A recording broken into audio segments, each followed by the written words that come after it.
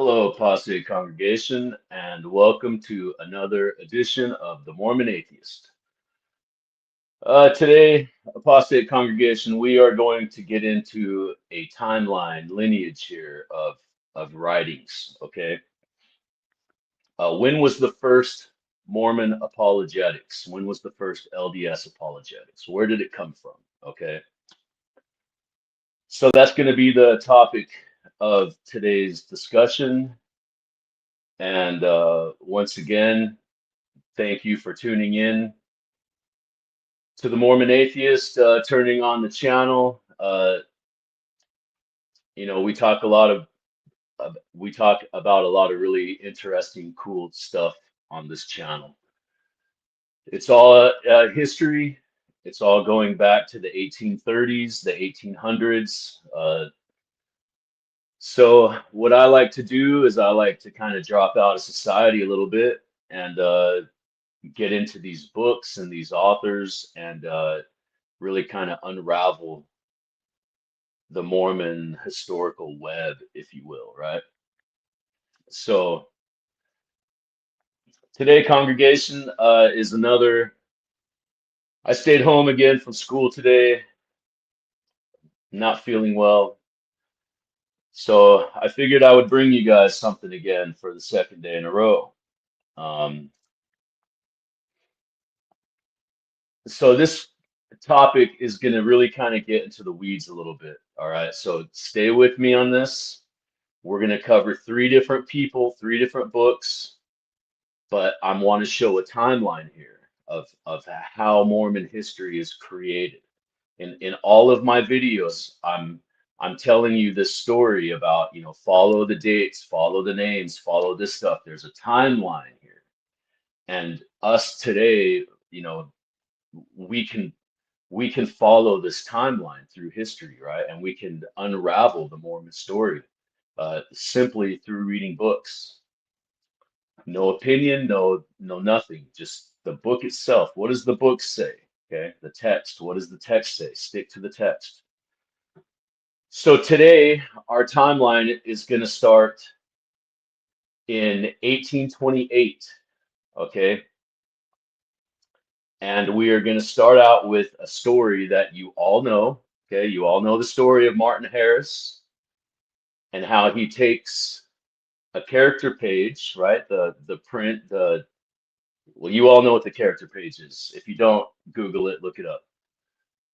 So he takes the character page to a professor. Okay, so this professor says what he has to say, which that is what we're going to get into.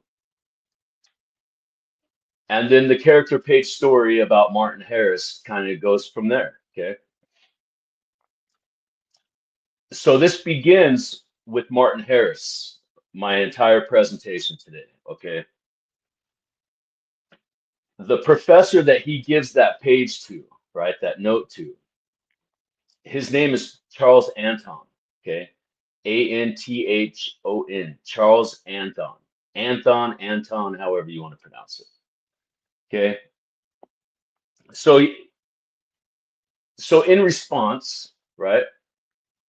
Okay, you all know the story. You can all look up the story. Okay, but what does Charles Anthon himself have to say about this? Okay, so this response comes in an 1834 book. Okay, the name of this book. Now we're going to uncover a lot of stuff here in this episode, so stay with me, and we're going to get Mason. I'm going to go Masonic on you at the end. So because I know a lot of you only watch for a few minutes and then click off, and so those of you that have already liked, subscribed, shared, all that kind of stuff.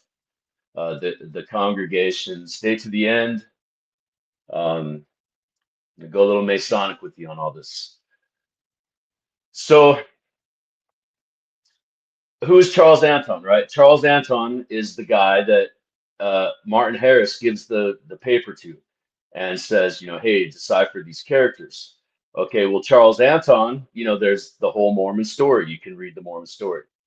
So in 1834, Eber D. Howe. We all know this book, but we all know the later 77 edition of John D. Lee's Confessions. Okay, there's an earlier edition of this book that has nothing at all to do with John D. Lee. It's that's a whole nother subject, but it's literally word for word the exact same book, except for the John D. Lee stuff, right? So the 1834 version of Mormonism Unveiled is Charles Anthon writes a letter to Eber D. Howe to be printed in this version. Now, another thing I want you to know, right? I'm always talking to you guys about the trickery and all this kind of stuff, right? I want you to notice the spellings, okay? Mormonism Unveiled in Eber D. Howe's book is spelled Unvailed, okay? Unveiled. Unveiled, okay? That's going to be important later. We're going to get into that later, why that's important, okay? Okay, so he writes, this is Charles Anthon's letter. The whole story about my having pronounced the Mormonite inscription to be reformed Egyptian hieroglyphs is perfectly false. Some years ago, a plain and apparently simple-hearted farmer called upon me with a note from Dr. Mitchell, requesting me to decipher, if possible, a paper. It's the character page. Upon examining the paper in question, I soon came to the conclusion that it was all a trick, perhaps a hoax. Okay? Pay attention to what is not being said here. Also, the story that you know, the Mormon story that we all know, this is his own writings. He's writing this to Eber D. Howe. Okay? In the 77 edition, this letter is different. Okay? And you can look it up for yourself. Everything I do on the channel is on archive.org. You can go there and look it up for yourself, right?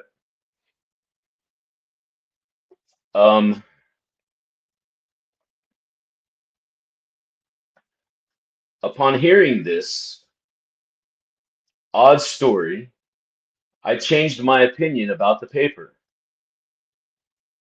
I am not thus particular as to the contents of the paper, inasmuch as I have frequently conversed with my friends on the subject since the Mormonite excitement began, and will remember that the paper contained anything but Egyptian hieroglyphs.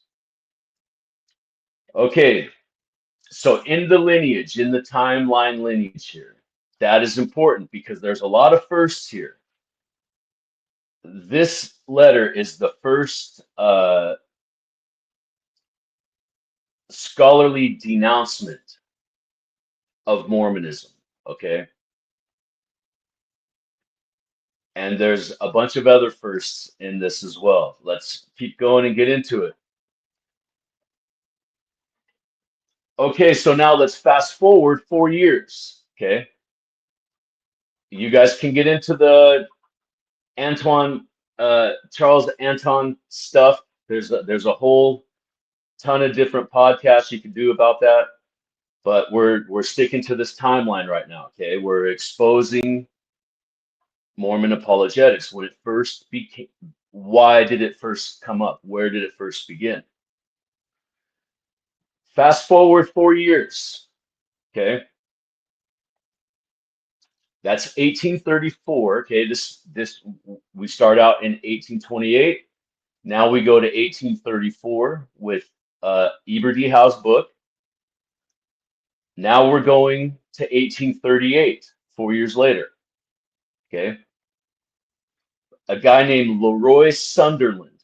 Okay, he writes a book called Mormonism Exposed and Refuted, or True and False Religion Contrasted. Okay, he is also the editor of, let me get to his paper here. Okay, he is also the editor of multiple pamphlets and periodicals. All right. His most famous being what is called the Zion's Watchman. Okay, and that's Zion's Watchman is what we're going to talk about today, right? So who is Leroy Sunderland, right? He was born in 1802. He died in 1805. He was a Methodist minister. He was also a preacher and an editor, right? He was deeply involved. He was a really heavy early Mormon critic, right? What me and you would call anti-Mormon. Okay, he was very involved in anti-Mormon activism, is what it was referred to as in the 1830s. Okay, as Mormonism begins to spread in New York and Ohio. Okay, he edited and published pamphlets and periodicals. I already said that. Yeah, the Zion's Watchman. Okay,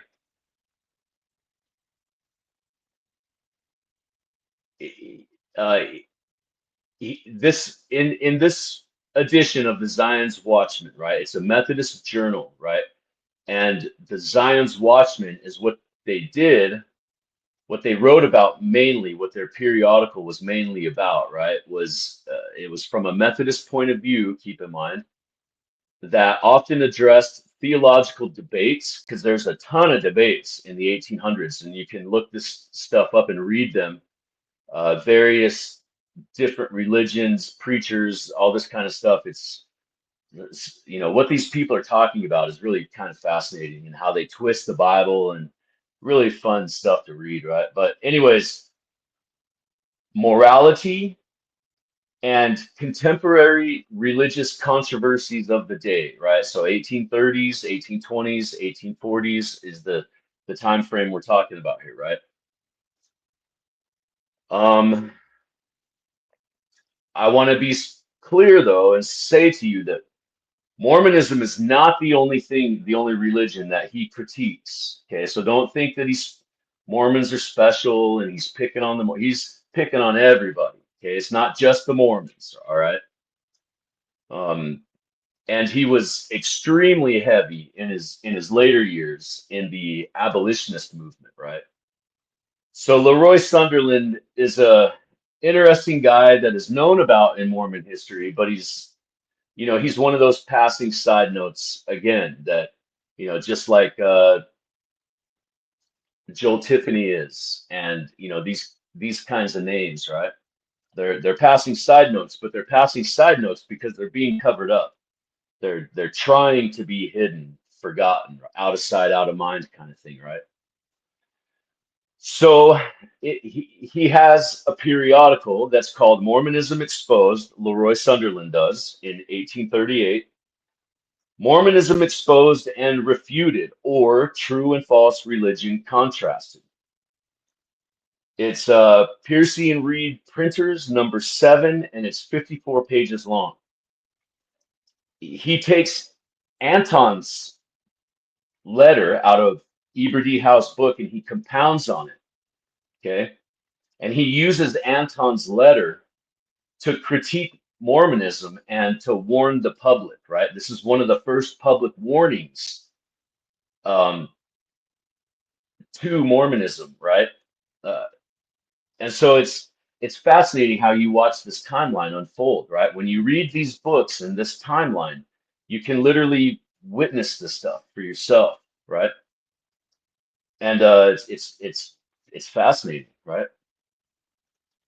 So Leroy Sunderland takes Anton's paper and compounds on it in his book, okay? And this is what Sunderland writes. He writes, "The efforts are now in operation in many places to spread the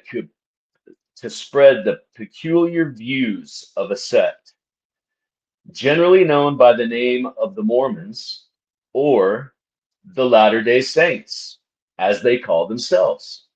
So a couple of things. We know now in 1838, they're calling themselves the Latter-day Saints, right?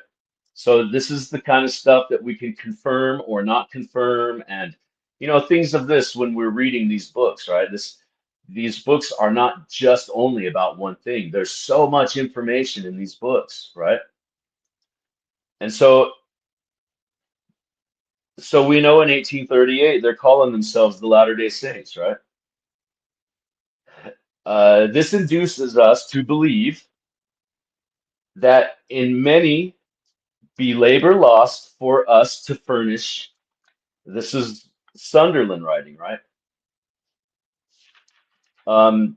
This induces us to believe that it may not be labor lost for us to furnish a few facts upon this subject in consideration to the public. In many innocent and well-meaning people are frequently embarrassed by attacks from Mormonites merely because they do not know what the principles advocate by this sect are. And least of all, do they know the sandy foundation upon which their claims to be infallibility are so confidently rested. Okay. And there's 54 pages of that, right? I'm just giving you a very, introductory level of Roy Sunderland's work, right? Okay, so what does this have to do with anything? Here's where the apologetics comes into play. Okay, this is the very first in print book form official Mormon public apologetic stance. And who is this by, right? And when? Okay. So in 1838, Roy Sunderland, okay, he gets a response. Now you have to remember, this is print. We're talking about print. This is the very first form of social media, right? So there's battles taking place. These people are battling each other through the print, okay? And you can see this. You can read it yourself. It's phenomenal, right? So in 1838, this brings out the Mormons and Parley P. Pratt. This is the defense, okay? Parley P. Pratt comes out with a book called Mormonism Unveiled, Unveiled.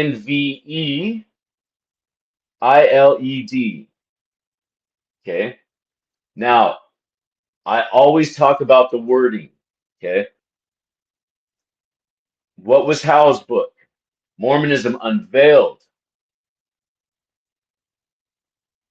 Pratt's book is Mormonism Unveiled, as in like he's exposing the book Mormonism Unveiled. You understand? Okay. Listen to the whole name of his book. And I want you to think about the Doctrine and Covenants and all the threats of what the Doctrine and Covenants really are, right? Stay in line or else. You know what I'm saying? So listen to the full name of Parley P. Pratt's book, and then think of Roy Sunderland and Charles Anthon and Eber D. Howe.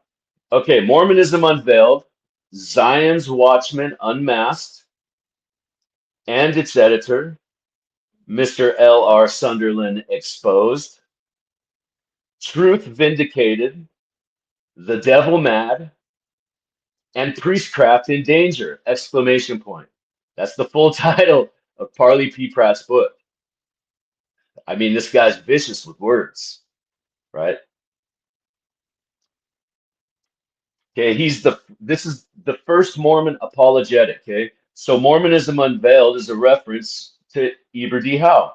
Zion's Watchman Unmasked is obviously the pamphlet named Zion Watchman, right? Mr. L. R. Sunderland, I mean, does that leave any room for, argument? Exposed, truth vindicated, the devil mad, and priestcraft in danger. Priestcraft in danger, Salmonic magic. I don't know how much more of this I can continue on emphasizing, right? It's the first Mormon apologetic directly replying to a named critic. Okay. I mean, think of all the Doctrine and Covenants, right? Everybody that he names and all the threats that are in there. And so who really wrote the Doctrine and Covenants? Okay, so what does Pratt write? He writes in response to Leroy, he's directly replying to these guys. But in the same context, he's also talking to the people, trying to convince them that what they're saying is wrong and we are divine and all this kind of stuff. And it's really fascinating, right? So he writes, "May the Lord pity such a graceless and ungodly generation. Sunderland is guilty of the most glaring falsehoods, misrepresentations, and lying slanders that ever disgraced humanity." This is Parley P. Pratt writing in his book. "And that he has palmed upon his deluded readers such willful and barefaced imposition that he has justly ranked among dogs." Uh, that he has so justly ranked among dogs, sorcerers, whoremongers, murderers, and idolaters, and no longer fit to fill any place in civilized society. Okay. Remember, this is a response to Leroy. He's like hashing, like he's cutting down Leroy, right? And just for saying, hey, people, right? Listen. He further goes on to say, Parley P. Pratt does, he's like literally, he further says the existence of the plates is not vouched for. Oh wait, I misrepresented that. He further says, Parley P. Pratt is saying that Leroy further says, right, Sunderland further says the existence of the plates is not vouched for by any disinterested person. Okay, listen to the wording, and here comes the spin. Here's the apologetics. But in the name of common sense, I ask, who would be a disinterested person? Here's the spin. Who ever heard of God's choosing a disinterested witness to resurrection or any other truth? The argument is turned. Well, what happened? I thought we were talking about like the falsehoods of Mormonism and all this kind. And now our attention is totally like distracted now. We're totally distracted. Who is not disinterested in the resurrection? I mean, gee, who doesn't believe in the resurrection, right? Like, And so like you got to think about this kind of stuff, right? This is literally considered the first Mormon apologetics, right? In like legit history, right? Even in LDS circles, this is the first Mormon apologetics, right? So here he reframes the argument, right? The witness of the plates outranks scholarly dismissal, right? Crazy, right? So first, let's categorize this, right? So first, Anthon, right, in 1828, right? Then he writes to Howe in 34. Then Sunderland in 1838. And then again, Pratt gives the response, right? Also in 1838. This is showing you how the history is constructed through print, apostate congregation. Okay? Like and subscribe to the channel if you haven't already. This channel will never be monetized. It's not monetized. Uh, the only way you can support the Mormon Atheist is through subscribing to the channel, liking the videos, sharing, and most of all, I would like you to read the books. That's really what the point of this channel is. You read the books. I give them to you. Here it is. Here's the information. Here's the name of the book. Here's where you can go to get it, archive.org, and come to your own conclusions. Because this is literally what these books say. I'm reading directly out of the books themselves. So, you can take that for what it's worth. And let's move on. All of my videos are like that. All of them. None of them are opinion. They're all about the books and the authors and how they relate to Mormonism, the stories that are being told through the books. And it's fascinating. It's unraveling the web of Mormon history. It's fascinating. So this shows how history is constructed in print, congregation, right? Primary sources review the evolution of a story. Okay, that's how history works. Is where do these stories come from? Who was the first person to write this story? Where does the story of the Greek Psalter come from? I just did a video on it. Where does that story even come from? Where does the story of Brigham Young going and backdating uh, 132, where does that story come from? Who wrote that story? That's what this channel dives into, right?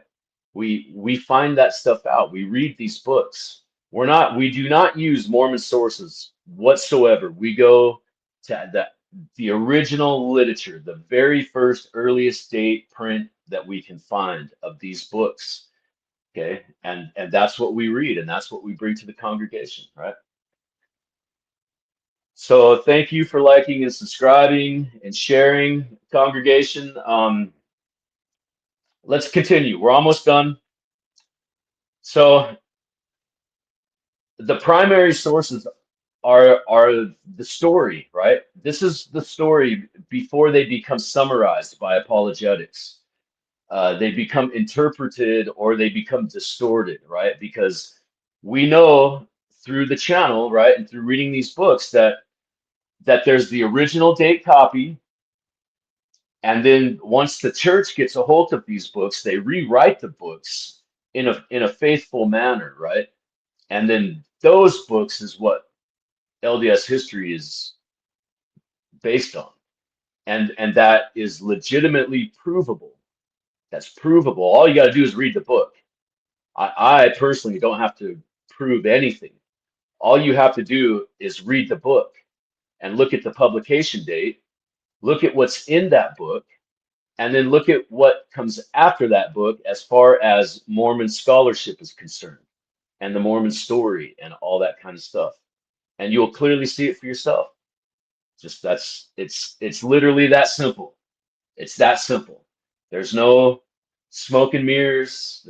It's not my opinion. We're sticking to the book. What does the book, the print say? What do these authors say? Okay. So in closing, a scholar, Charles Anthon, a minister, Roy Sunderland, and an apostle, Parley P. Pratt.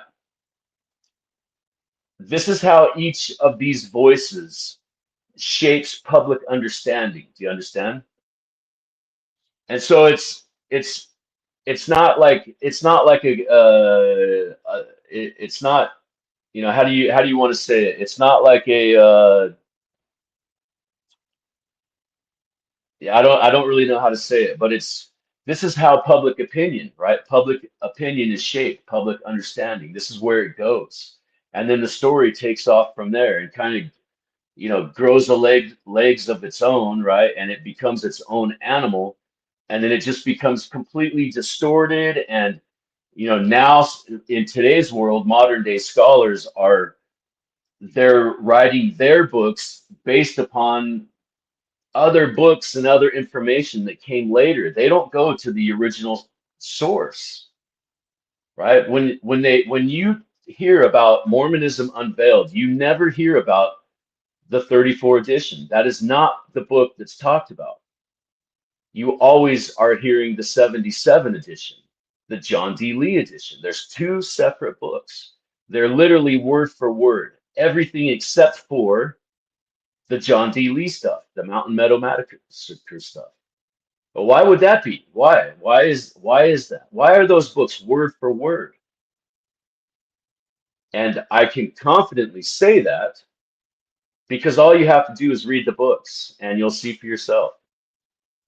Okay?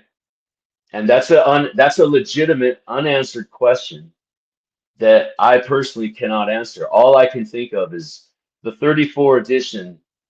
It has to be so incredibly damning that they had to change it, because a lot of the affidavits that are in the 34 edition are either totally removed in the 77 edition, or they're completely altered and changed, totally altered and changed, and have a completely different meaning. That they're different, and you can read them for yourself. Okay, so how does the Masonic code come into play? Okay, here's where I'm going to get a little nerdy with you guys again, right? So if you watch my channel and you follow my channel, you'll know that I do a lot of videos on masonry. My videos are not about the handshakes. That's not what I talk about. Okay, I could give two F's about the handshakes and all that stuff, right? That's, you can go to other channels if you want to, hear about all that kind of stuff. On this channel, we talk about the books. What do the books say, and what are the authors saying? Because these early Masonic, anti-Masonic books, they're riddled with code, right? They're talking about a specific thing, okay?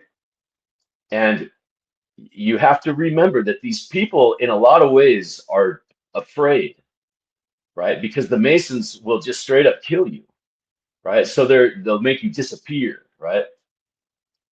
So they write in this code. Solomon Southwick, David Brainerd, Thurlow Weed, these authors, right? And what they're talking about in those books is speculative masonry. Okay, they are not talking about William Morgan. They are not talking about William Morgan. Get that stuff out of your brains. That's not what those books are about. They are about speculative masonry. Okay, but there's a code in these books, and that code transfers over into the very early anti-Mormon books. Okay, and William Morgan is the missing link.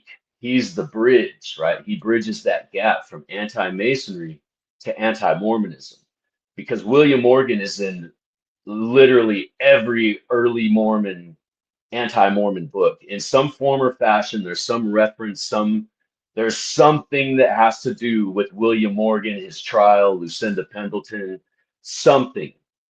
Okay, it's something in all of them. Okay, and William Morgan is this bridge of speculative masonry. Even in the early Mormon books, even John C. Bennett writes about speculative masonry. Uh, Henry Coswell writes about speculative masonry. All of these people are writing about this, so it's being transferred, right?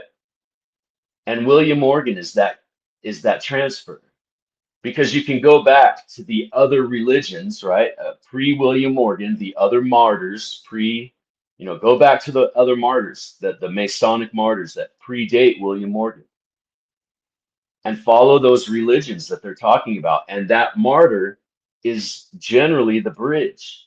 He's bridging the old from the new, right? Operative masonry to speculative masonry. That's what William Morgan is. Operative masonry to speculative masonry.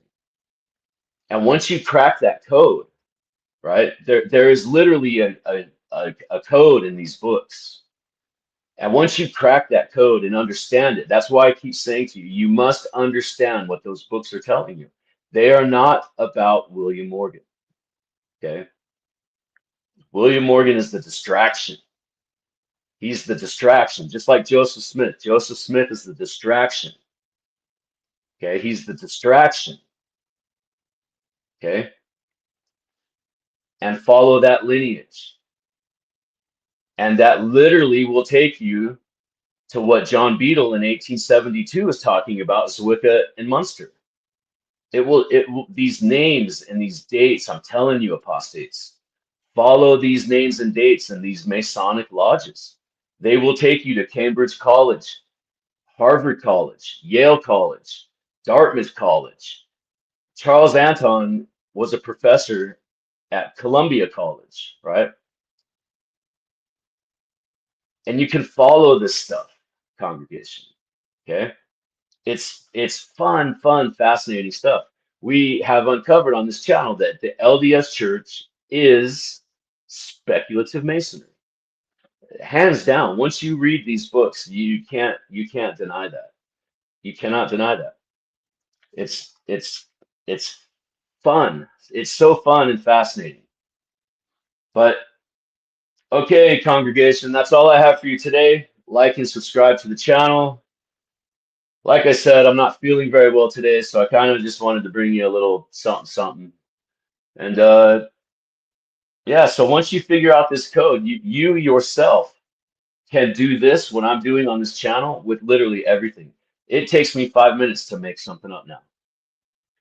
Any story you want, anything, name it. You name it, put it in the comments, and we'll talk about it, right?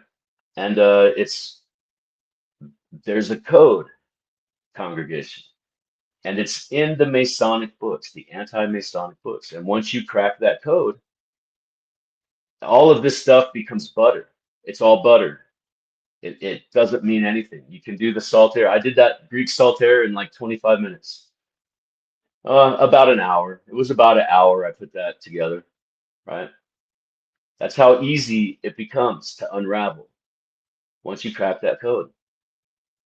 But I talk about this code on my channel in every single episode. Every single episode. You just have to admit to yourself. That's all. That's all. That is the answer. That's my riddle. That's the answer to my riddle, is you have to admit it to yourself. Okay?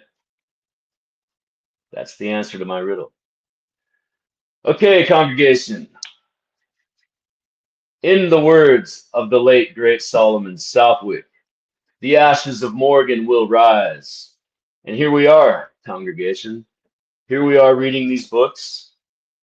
The ashes of Morgan have risen. And here we are. So like and subscribe to the channel, read these books, tell your friends. We're never monetized. We will never be monetized. The only way to support the channel is to like and subscribe, share the videos, watch them all the way through, because there's little nuggets in all of them. Even though they have a name or a title or whatever, that's some of the videos, that's really not even necessarily what the video is even about. So like I said, there's stuff in all this stuff, right? So read it, read these books, and you'll see it. You'll see it. This is there is no secret here. There's no secret. It's all in the books. You just have to read them. The secret is keeping you away from the books. That's the secret, is distracting you to not read these books, because the answers that all of you have, that every single one of you have, are literally in these books. Most everything I talk about on my channel is less than 100 pages long. Roy Sunderland's book is 54 pages. Charles Anthon's letter it's a letter, okay, but it's in a book. Go read the stuff. Don't take my word for any of this. Go look it up yourself and read it. Archive.org. That's where you go. Okay, that's it, congregation. Like, subscribe, share. We're out of here. Have a nice day. Um, and we will see you on the other side.